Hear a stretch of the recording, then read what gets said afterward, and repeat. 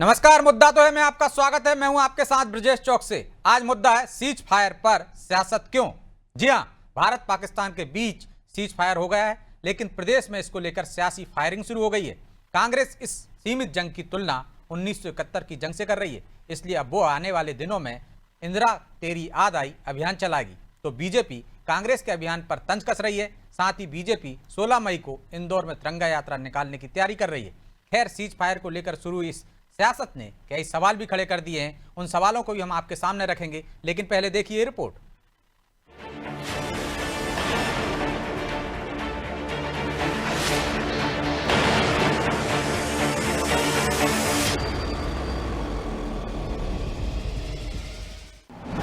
Cease fire पर सियासी बयानबाजी, इंदिरा गांधी बनाम मोदी।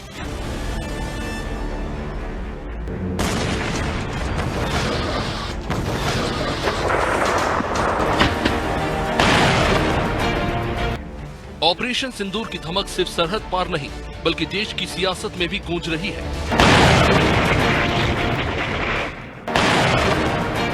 आतंक के खिलाफ भारत की सीमित मगर सटीक कार्रवाई के बाद अब कांग्रेस इस सैन्य सफलता की आंच में अपनी पुरानी यादें सेकने की कोशिश कर रही है। दरअसल अब कांग्रेस इंदिरा तेरी याद आई अभियान चलाएगी। उसने तो अपने दफ्तर के बाहर भी इंदिरा होना आसान नहीं के पोस्टर लगा दिए, यानी वो वर्तमान की सीमित जंग की तुलना 1971 के पूर्ण युद्ध से कर रही है। इतना ही नहीं, कांग्रेस ने तो सीज फायर में अमेरिका के राष्ट्रपति ट्रंप की भूमिका को लेकर भी मोदी सरकार पर सवालों के गोले दागे। कांग्रेस पार्टी ने कार्यक्रम मध्य प्रदेश में जारी किया है, जिसमें इंदिरा तेरी फिर याद आई, जो उन्होंने पाकिस्तान को, बांग्लादेश को अलग किया और देश को, दुनिया को बताया कि भारतवर्ष ये था, नेतृत्व ऐसा होता है। मैं मानता हूँ एक नेतृत्व वो था और बाकी देश समझे। आज के नेतृत्व स्पष्ट हो गया है कि ट्रंप ने पूरे पाकिस्तान और भारत की जो परिस्थितियां युद्ध को लेके थी, उनको एक तरह से कंट्रोल किया। अब भले ही कांग्रेस सीज फायर और इंदिरा गांधी को याद कर अपनी सियासी रोटियां सेके, लेकिन बीजेपी पाकिस्तान पर की गई इस सीधी चोट को जश्न के तौर पर मनाएगी। इसलिए बीजेपी अब विशाल तिरंगा यात्रा निकालने जा रही है। वहीं बीजेपी ने इंदिरा गांधी के बहाने कांग्रेस के आरोपों पर भी पलटवार किया। पाकिस्तान के अंदर आतंकियों के ठिकाने को नेस्तनाबूद करके सैकड़ों की संख्या में आतंकवादियों को मारने का काम किया है और पाकिस्तान को उसकी नानी याद दिला देने का काम कर दिया है। वहीं अब कांग्रेस जो है अपनी दादी को याद करने का काम कर रही है मध्य प्रदेश में, और इस प्रकार की जो ये सेना के द्वारा की हुई कार्रवाई है, इस कार्रवाई के ऊपर प्रश्नवाचक चिन्ह लगाने वालों को ऐसा ही जवाब देना चाहिए। अब सवाल ये उठता है कि क्या 1971 की तुलना आज के हालातों से करना सही है। तो जानकार भी ये बताते हैं कि 1971 भारत की प्रति व्यक्ति आय $118 थी, जीडीपी 65 अरब डॉलर की थी और बामुश्किल 1% की दर से विकास हो रहा था। तब हमें पाकिस्तान को हराना एक राष्ट्रीय उपलब्धि की तरह लगा था, क्योंकि तब हमारे पास गर्व करने लायक और कुछ नहीं था। लेकिन 2025 में भारत में अब प्रति व्यक्ति आय $2,500 से अधिक है और जीडीपी $3.5 ट्रिलियन की हो चुकी है। हमारी अर्थव्यवस्था 6 से 8% की दर से बढ़ रही है, जो दुनिया में सबसे तेज है। एप्पल जैसी कई कंपनियों ने अपने बिजनेस को चीन से भारत शिफ्ट करने की घोषणा की है। ये निर्णय हमारे यहाँ वैश्विक निवेश की लहर ला सकता है, बशर्ते हम स्थिर और सुरक्षित रहें, क्योंकि कोई भी युद्धग्रस्त देश में निवेश नहीं करना चाहेगा। इसलिए मोदी सरकार ने एक तरफ जहाँ पाकिस्तान को सबक सिखाया, तो पाकिस्तान के सीज फायर की गुहार पर अपनी शर्तों पर इस पर फैसला लिया। लेकिन अब कांग्रेस पॉलिटिकल माइलेज लेने के लिए इसे अलग ही रंग देने में जुट गई है। ब्यूरो रिपोर्ट, अनादि टीवी।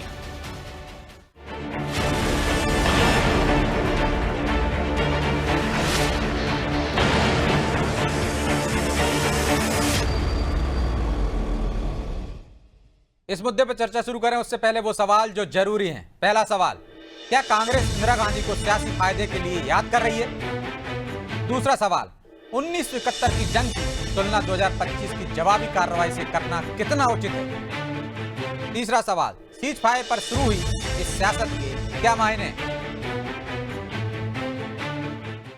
चलिए इन सवालों के साथ इस मुद्दे पर चर्चा शुरू करते हैं। और चर्चा में हमारे साथ मौजूद हैं बीजेपी प्रवक्ता मंजरी जैन, कांग्रेस प्रवक्ता रितेश त्रिपाठी और वरिष्ठ पत्रकार रमेश शर्मा। आप तीनों का बहुत बहुत स्वागत है। और मंजरी जी, शुरुआत आपसे ही करते हैं। इंदिरा तेरी याद आई, जीतू पटवारी कह रहे हैं एक नेतृत्व वो था जो 1971 में हमने देखा और एक नेतृत्व अब है। ट्रंप का भी जिक्र कर रहे हैं, वो सीधा सीधा सवाल खड़े कर रहे हैं कि जो सीज फायर हुआ है वो ठीक नहीं है, इंदिरा जी के दौर में बेहतर कार्रवाई हुई थी। नहीं, देखिए ब्रजेश जी, सबसे पहली बात तो ये स्पष्ट कर देना चाहती हूँ कि ये युद्ध जो है वो रद्द नहीं किया है, इसको स्थगित किया गया है। और माननीय प्रधानमंत्री मोदी जी ने अपने वक्तव्य में ये स्पष्ट कहा है कि अगर आतंकवाद की कोई घटना घटित होती है तो उसको हम युद्ध मानेंगे और गोली का जवाब हम गोला से देंगे। तो कांग्रेस जो है उसकी तो आदत है, अब जिस समय हमारे सैनिक जो है आतंकवाद को मुंह तोड़ जवाब दे रहे हैं, उन पर सीधा वार कर रहे हैं और सीमा पर डटे हुए हैं, उस समय इस तरीके की राजनीति करना इनकी ओछी मानसिकता, इनकी ओछी जो राजनीति है वो दर्शाती है। दूसरी तरफ मेरी आवाज मुझे रिपीट आ रही है? बोलिए बोलिए जी, मुझे रिपीट आ रही है। हाँ, दूसरी तरफ इंदिरा जी की यदि ये बात कर रहे हैं तो 1971 में जब युद्ध हुआ तो हमारे सैनिकों ने अपने वीर्य और शौर्य से और पराक्रम से मैदान तो जीत लिया था, पाकिस्तान को धूल चटा दी थी, लेकिन जो समझौते की टेबल पर इंदिरा गांधी जी उस युद्ध को हार आई थी, क्योंकि जो शिमला समझौता हुआ, जो हमारे 93,000 इनके जो सैनिक थे, हमने जो बंदी बनाए थे उनको छोड़ दिया, लेकिन हमारे जो 54 सैनिक थे उनका क्या हुआ, उनके बारे में कभी इंदिरा जी ने सुध भी नहीं ली। और इतने लंबे समय तक कांग्रेस पार्टी रही, उनकी कई बार ऐसे गोपनीय खबर आई कि उन सैनिकों को वहां की पाकिस्तान की जेलों में देखा गया है, उनके साथ बहुत बुरा दुर्व्यवहार हो रहा है, उनको तड़पा तड़पा कर मारा जा रहा है, लेकिन कांग्रेस की सरकार ने उनकी सुध नहीं ली।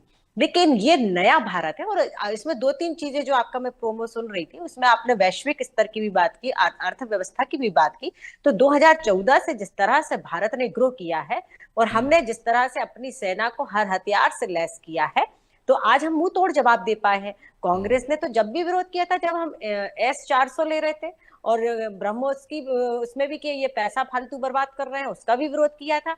कांग्रेस तो वो पार्टी है जब पुलवामा और उरी हमले के बाद भी इन्होंने पाकिस्तान की जो बिरयानी डिप्लोमेसी है उसे नहीं छोड़ा था। तो ये कांग्रेस जो है वो झूठे नैरेटिव गढ़ने का काम करती है और उस समय गढ़ रही है जब पूरी दुनिया भारत का लोहा मान रही है। पूरी दुनिया जो है वो भारत को एक शक्तिशाली देश के रूप में देख रहा है और हमारी सेना ने अपने पराक्रम और शौर्य से पूरी दुनिया को दिखा दिया कि भारत अब वो देश नहीं है जो पेपर पर और टेबल पर बैठकर बात करते हैं। हम जवाब देना जानते हैं और उसी भाषा में देना जानते हैं और उससे अच्छी भाषा में देना जानते हैं। आज आप देख लीजिए पाकिस्तान के अंदर जो मिस्र से जो एयरक्राफ्ट आए हुए और जो बोरोन लेकर आए, तो वो हम सब जानते हैं बोरोन किसका। चलिए जवाब ले लेता हूँ, मंजरी जी जवाब ले लेता हूँ। रितेश जी वो कह रहे हैं ओछी राजनीति कर रहे हैं, आपकी मानसिकता ओछी है, झूठा नैरेटिव गढ़ने की कोशिश कर रहे हैं, टेबल पर आप लोग हार जाते हैं और हम आतंकवाद को जवाब दे रहे हैं। और जब आप इंदिरा गांधी को याद कर रहे हैं सियासी फायदे के लिए, तो जवाहरलाल नेहरू को भी याद करते, क्यों पीओ को दे दिया उनने। लाल बहादुर शास्त्री को भी याद कर लेते, वो लाहौर तक चले गए थे। इंदिरा गांधी को ही क्यों? जी, आपके चैनल के सभी दर्शकों को नमस्कार करता हूँ। उम्मीद करता हूँ जिस तरह से बेबाकी से 5 मिनट आपने इनको बोलने का मौका दिया, पूरी बात सुनेंगे, काउंटर बीच में नहीं दागेंगे। पहली बात इन्होंने शुरू की राजनीति से, मैं इनको जवाब देना चाहता हूँ अपनी पार्टी का। पहले ही डर रहे हैं, पार्टी का पहले ही आप बोल देते हैं टोक भाई, आप शुरू करो ना अपनी बात। दिक्कत यही है पहली लाइन पे ही आपके, मैंने नहीं कहा पहली लाइन में आपने शुरुआत क्या की, क्या आप मुझे पूरा बोलने का मौका दीजिए। अरे भाई मैंने तो बोलने का मौका ही दिया, सवाल किया, जवाब दीजिए। हर डिबेट में आपने टोका टिप्पणी की है। अरे आप गलत बोलोगे तो टोकूंगा ना। अब आप यहाँ मुझे उकसा रहे हो क्योंकि आपके पास जवाब नहीं होगा, इसलिए आप इधर उधर जा रहे हो। सीधे पॉइंट पर आओ ना, जवाब दो सवालों के। सही बोलने का ठेका एक आपने पार्टी विशेष को दे रखा है क्या हम यहाँ पर बैठ के आपकी बातों? अरे आप रोने लगते हो ना शुरुआत करते से, आपने रोने से शुरुआत की ना, मैंने तो टोका भी नहीं था आपको। बात पूरी करनी, गलत बात कह रहा हूँ क्या मैंने कोई आप मुझ पर सवाल खड़े कर रहे हो ना कि मैं बोलने नहीं देता हूँ, ये सवाल खड़ा कर रहे हो आप मुझ पर, जबकि मैंने टोका ही नहीं आपको। तो सही बात है, आप ऐसे बोलना अरे आप आधा समय ऐसे बर्बाद कर देते हो। रितेश जी मुद्दे पर आइए प्लीज। आपका फायर शुरू हो गया, मैं यही कह रहा हूँ। आप बात सुनने के लिए बुला करिए तो बात सुना करिए ब्रजेश जी, आपको मेरा अनुरोध है। नंबर 1, मंजरी जी आपने कहा कि भारतीय जनता पार्टी ने ये किया वो किया। पहली बात मैं स्पष्ट करना चाहता हूँ, काम जो किया वो हमारी वीर सेना ने किया, सेना की वीरता नहीं की। और यदि आपकी पार्टी ने कोई काम किया है मैंने तो पार्टी मुंबई की में बात ही जाकर नहीं देखिए, की। अन्य प्रेतों मैंने पे जाकर देखिए, रितेश आपकी जी, पार्टी ने मैं पोस्टर ऑब्जेक्शन छपवाने का लेती काम हूँ, किया मैं है। ऑब्जेक्शन लेती नंबर हूँ। 2, आपने ब्रजेश जी, पूछा, आप पूरी बात, ब्रजेश जी, मैंने आपकी बात सुनी है, ब्रजेश जी, आप मेरी बात इनसे सुनिए, पहले आपको ये ऑब्जेक्शन नहीं शुरू नहीं, हो गया। मंजरी जी मैंने कह रही हैं कि इसके मैंने बाद पार्टी की आपने बात नहीं की, कहा, उनने सेना की मैंने बात की। इंदिरा ठीक जी है, के बात नहीं की, 54 मैंने सैनिकों की सेना की आपको बात बड़ी की। चिंता है, उन सैनिकों की आपको बड़ी चिंता है। आपको उन पुलवामा में शहीद लोगों की चिंता नहीं है कि जब पहलगाम में घटनाएं हुई और पुलवामा में जो घटना हुई, पुलवामा में इतनी बड़ी घटना होने के बाद देश का प्रधानमंत्री आया कि जवाबदेही आज तक आपकी सरकार तय नहीं कर पाई है। कितनी बेशर्मी के साथ भारतीय जनता पार्टी सच्चाई से मुंह छुपाना जानती है। नंबर 3, जब बार बार हमारी सेना ने गृह मंत्रालय को लिख के दिया कि उन्हें एयरशिफ्ट करवाना चाहिए, एरोप्लेन की आवश्यकता करवानी चाहिए, पूर्ति करवानी चाहिए, तो क्यों सरकार लगातार सालों बिना बात फालतू की डालती है? बातें मत अंतिम में किया करो हमारे आप सैकड़ों लोग। सैनिक, अब आप आपकी पॉइंट बातें पे नहीं सुनिए आएंगे, फिर मंजरी, कहेंगे आप टोक भी रहा हूं बोलेंगे, मैं। मैं सुनूंगी थोड़ी। इसके बाद अब आप नहीं, मैं बोलिए, टोकूंगी ना। मैं कह रहा हूं, इसके आप बाद जब भी गलत बोलेंगे तो मैं कांग्रेस टोकूंगी। की जो और हमारे सरकार थी, जी, हमारे कांग्रेस की संवाद, सरकार हमारे मुंहतोड़ जवाब देना जानती है। तो क्या भारतीय जवाब नहीं जनता देंगे रितेश पार्टी जी? ने क्या आप काहे का जवाब जवाब दे दिया? दे रहे हैं? अभी आप जो आप सवाल काहे उठा का रहे हो, जवाब दे सेना रहे पे हैं? सवाल नहीं उठा रहे हो, आप क्या मुझे सेना के मेरे शौर्य पर सवाल सवाल नहीं उठा रहे हो अरे क्या? आपको शर्म आना चाहिए। जवाब निचले स्तर दीजिए की ना। राजनीति करते हैं आप। इनकी निचले स्तर सरकार, की आप राजनीति सुनिए करते मंजरी हैं जी, आप। नहीं आप नहीं रितेश सुनिए, जी, आपकी सरकार रितेश जो जी, बड़ी बड़ी बातें ऐसे ही आपके डोनाल्ड नेता ट्रंप के करते हैं सामने, और वो ऐसे हमारे ही देश का आप पीछा जो डिसाइड आप करेगा। लोग करते हैं चैनल डोनाल्ड पर ट्रंप बैठकर अब झूठ डिसाइड बोलना, करेगा। झूठे नैरेटिव करना, शर्म आना चाहिए। निचले स्तर की डोनाल्ड राजनीति करते हैं ट्रंप आप हमारे लोग। देश की ये विदेशी आपको शर्म नहीं आती जब पूरा है? देश, कितनी पूरी बेशर्मी दुनिया का डोनाल्ड वैश्विक ट्रंप स्तर पर हमारे देश की भारत, डिफेंस अरे डिसाइड डोनाल्ड करेगा। ट्रंप का नाम किसने लिया? डोनाल्ड ट्रंप को अरे भी तो कोई आपके भी कुछ देश कह देगा तो क्या है। मान लेंगे? प्रधानमंत्री जी ने कहा ट्रंप क्या? के सामने हमारे सरेंडर हो गई तीनों है। तीनों डोनाल्ड सेना ट्रंप हर अध्यक्षों ने चीज कहा क्या? डिसाइड करेगा।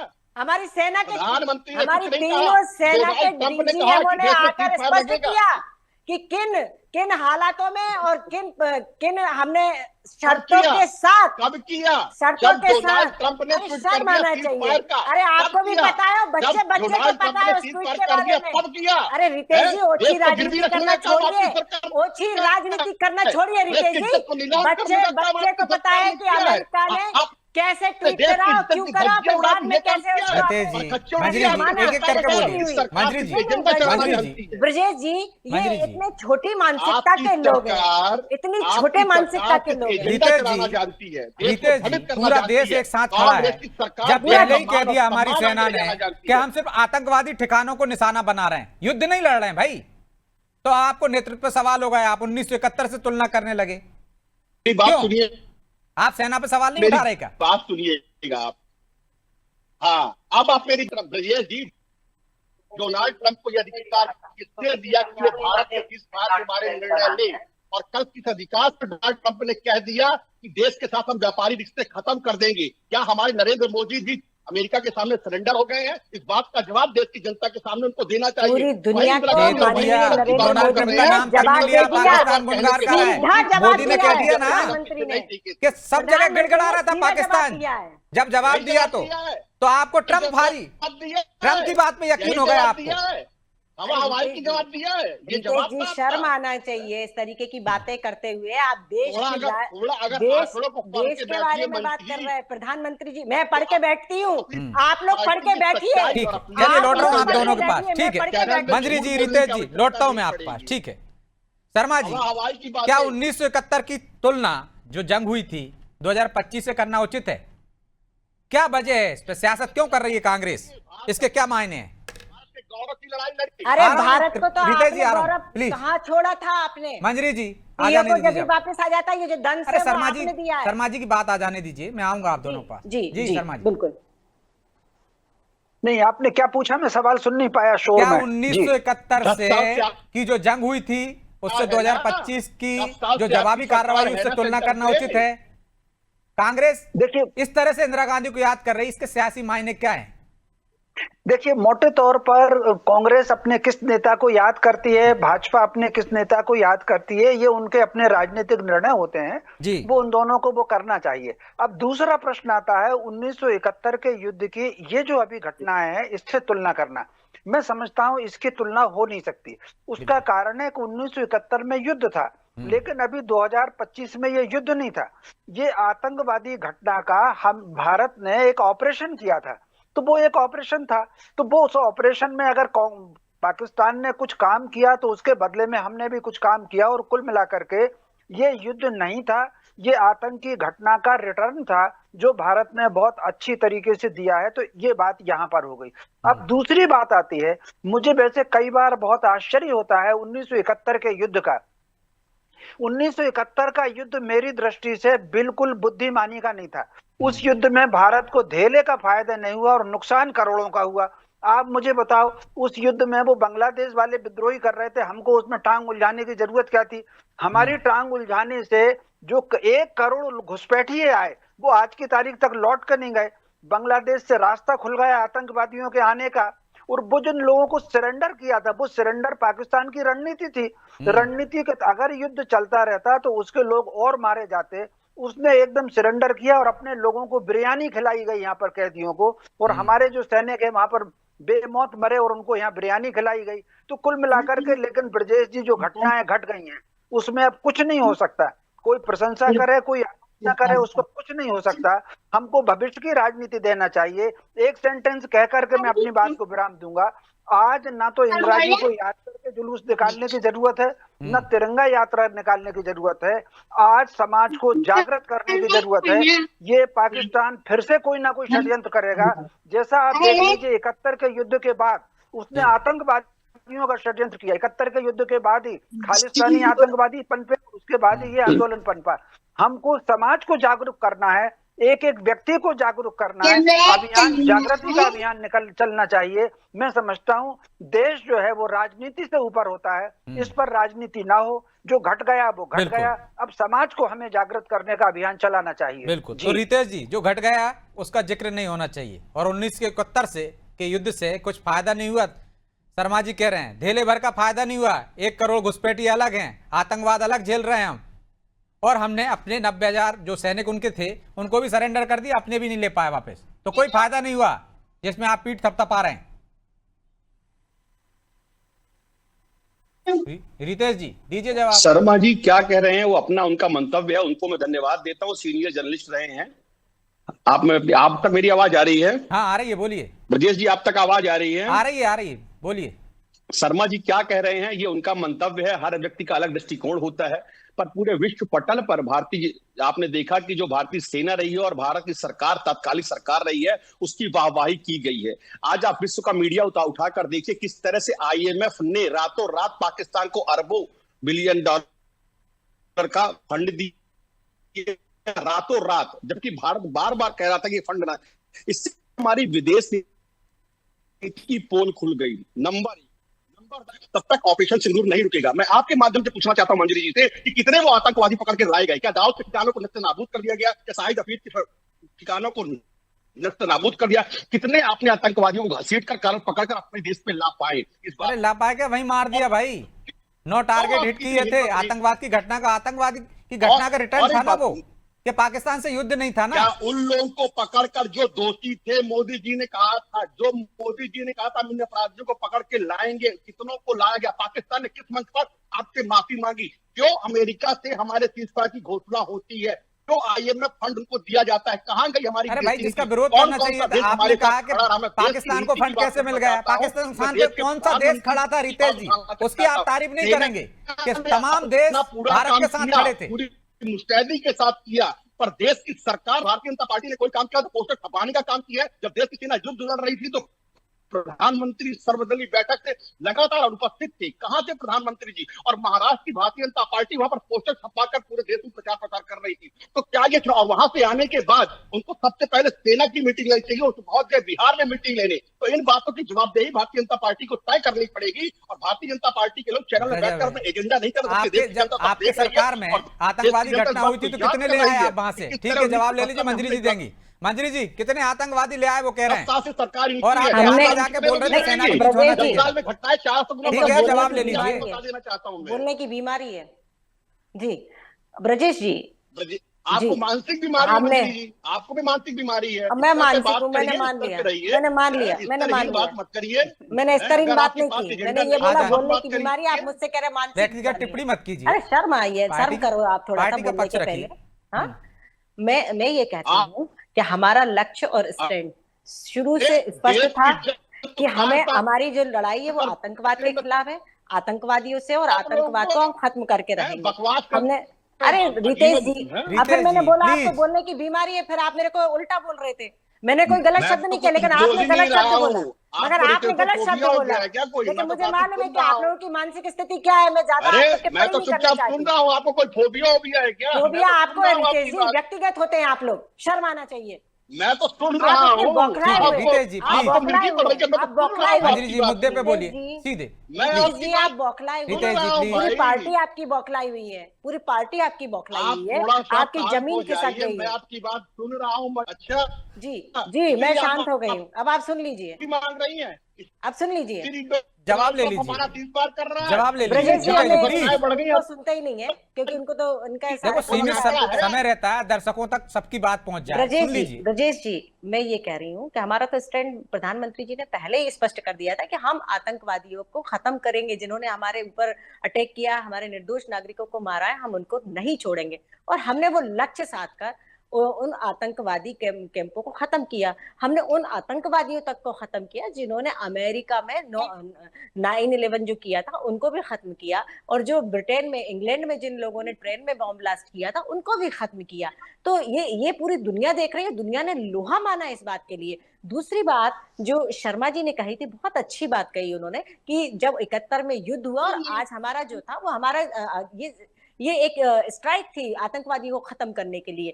तीसरी बात जो उन्होंने कही कि बांग्लादेश बना, मैं उसमें एक बात और जोड़ना चाहती हूँ कि बांग्लादेश बना तो फिर वो हिंदुस्तान के अंदर आना चाहिए था। आपने एक और इस्लामिक देश खड़ा कर दिया और उसके जो घुसपैठिए आए उसका दंश आज तक हम झेल रहे हैं। पीओ आपने 93,000 सैनिक वापस किए, आपने पीओ को वापस क्यों नहीं लिया? तब तो बहुत अच्छा मौका था, उसका दंश भी आज देश झेल रहा है। 10 साल जो से गलतियां आपकी सरकार क्या कर रही है जो मंजरी जी? आपने गलतियां की हैं उसका सरकार दंश। महीना बजाने अरे की सेंटर में तो 10 साल से युद्ध करके पीओ को ले आती। जवाबदेही सरकार की जवाबदेही आप दान करते रहो, तस्तरी में सजाते देते रहो, और 10 साल में सरकार से कहो कि ले आओ सब कुछ। फोटोग्राफी करवाए, शर्म करिए, फोटोग्राफी आप करवाते हैं। राहुल गांधी जी जाते हैं फोटोग्राफी कराने विदेश में। अरे क्या बोलते हैं रितेश जी? फिर मैं वही बोलूंगी, ठीक है, फिर मैं वही बोलूंगी। आपको मंजरी जी, रितेश जी, डिबेट को खराब मत रितेश करिए, जी, डिबेट को खराब। शर्मा जी एक छोटा सा कमेंट, क्या कोई सियासी फायदा मिलेगा कांग्रेस को इस मुद्दे को इस तरह से मोड़ने पर? अरे रितेश जी नहीं, थोड़ा सा समझदारी से बात किया करें। कांग्रेस का कार्यकर्ता चार्ज होगा, और अगर वो उसको अच्छे से स्टेब्लिश कर पाए, क्योंकि एक बात मानसिकता होती है, एक तो ये होता है कि लड्डू मैं खाता हूं, एक होता है दूसरे के हाथ से लड्डू गिरना। तो जो लोग दूसरे के हाथ से लड्डू गिरता है उस पर आनंद मनाते हैं। पाकिस्तान का टूटना यानी दूसरे के हाथ से लड्डू गिरना, हमको कोई फायदा नहीं हुआ था। तो वो जो नकारात्मक मानसिकता के लोग होते हैं, वो नकारात्मक मानसिकता के लोग निश्चित रूप से जुड़ेंगे। तो स्वाभाविक रूप से ये जो कोई लोग आनंद मना रहे हैं कि पाकिस्तान टूट गया तो पाकिस्तान टूट गया था, ये आनंद मना रहे हैं, वो लोग जरूर इसमें जुड़ेंगे, उनका लाभ उनको मिल जाएगा। लेकिन उसका टूटना और हमको लाभ होना, ये दोनों अलग अलग बातें हैं। 71 के युद्ध में भी पाकिस्तान को फायदा हुआ था, 65 के युद्ध में भी पाकिस्तान को फायदा हुआ, 62 के युद्ध में भी चीन को फायदा हुआ, कबायलियों के उपद्रव में भी पाकिस्तान को फायदा हुआ। हमको इस युद्ध में कोई फायदा नहीं हुआ। हमारी ये जो युद्ध नहीं, इसको हमारी कार्रवाई में हमारी साख बनी है केवल अभी दुनिया में, लाभ हमको कुछ नहीं हुआ।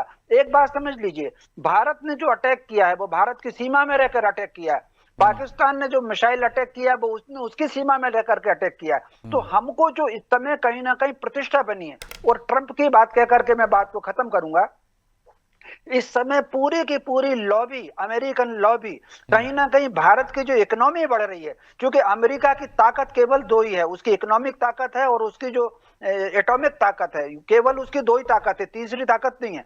तो जिस तरीके से भारत ने अपनी इकोनॉमी को ग्रोथ किया है, और विशेषकर खासतौर से अंतरिक्ष की टेक्नोलॉजी को ग्रोथ किया है, आज दुनिया के 14 देश नासा पीछे हो गए हैं, हम आगे हो गए हैं। तो कुल मिलाकर के उनको कहीं ना कहीं ये इमेज बिगाड़ना थी, इसलिए अमेरिका तो हमें हस्तक्षेप कर रहा है। इस जवाबी कार्रवाई में साख हमारी बनी है, प्रतिष्ठा हमारी बनी है, और इसको खत्म करने की या इसको डैमेज करने की कोशिश अमेरिका भी कर रहा है। लेकिन कांग्रेस को समझना होगा कि इस समय सियासत नहीं होनी चाहिए। बहरहाल समय इजाजत नहीं देता, इसलिए चर्चा को यहीं विराम देंगे। आप तीनों का बहुत बहुत धन्यवाद। तो कांग्रेस सियासत कर रही है, इंदिरा जी को याद कर रही है, लेकिन 1971 के युद्ध से भारत को कोई फायदा नहीं हुआ, बल्कि 1 करोड़ घुसपैठिए हमारे यहाँ मौजूद है, हमें नुकसान ही हुआ है। और अब तक जितने भी युद्ध हुए कोई फायदा नहीं हुआ, चाहे चीन से हुआ हो, चाहे पाकिस्तान से हुआ, लेकिन इस बार जो हमने जवाबी कार्रवाई की है उससे भारत की प्रतिष्ठा दुनिया में उसका लोहा माना है, उसकी साख बेहतर हुई है। लेकिन शायद कांग्रेस को इसमें सियासी लाभ नहीं दिख रहा है, इसलिए इंदिरा जी को याद कर रही है। अब इसका कितना असर होगा ये तो आने वाला समय बताएगा। बहरहाल मुद्दा तो है, मैं इतना ही, मुझे दीजिए इजाजत और आप देखते रहिए अनादि टीवी। नमस्कार।